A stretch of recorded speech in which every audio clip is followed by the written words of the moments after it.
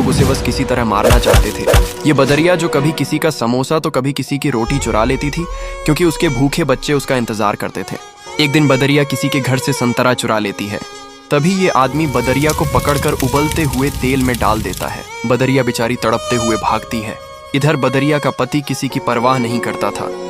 बदरिया जो चुरा कर लाती वो खा लेता और बस दिन भर सिगरेट पीता रहता था। लेकिन आज बदरिया कुछ चुरा नहीं पाई तो बदरिया का पति उसको बुरी तरह मारता है और फिर खौलता हुआ गर्म पानी डाल देता है। बदरिया बेचारी बिलबिला जाती है। इधर बच्चे ये सब देखकर बहुत रो रहे थे तो बदरिया बच्चों को अपनी छाती से लगाकर सुला देती है और फिर वह रात भर रोती है क्योंकि उसके बच्चे आज भूखे सो गए। और सुबह होते ही बदरिया फिर खाना लेने जाती है। तभी उसका सिगरेटबाज पति उसके एक बच्चा को बाजार ले जाकर मांस की दुकान पर बेच देता है। इधर जब बदरिया घर आती है तो एक बच्चा कम देखकर घबरा जाती है। बच्चे रोते हुए माँ को सब बता देते हैं। माँ दौड़ते हुए मांस की दुकान पर आती है, लेकिन बच्चा अब नहीं था।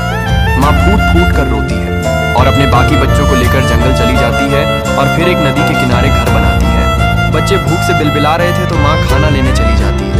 तभी एक जंगली शेर बच्चों पर हमला करके बच्चों को मार देता है। जब माँ वापस आती है तो मरे हुए बच्चों को देखकर चीख चीख कर रोती है और फिर बच्चों की याद में नदी में कूदकर अपने प्राण दे देती है। लेकिन आपने फिर भी इस माँ के लिए लाइक और सब्सक्राइब नहीं किया।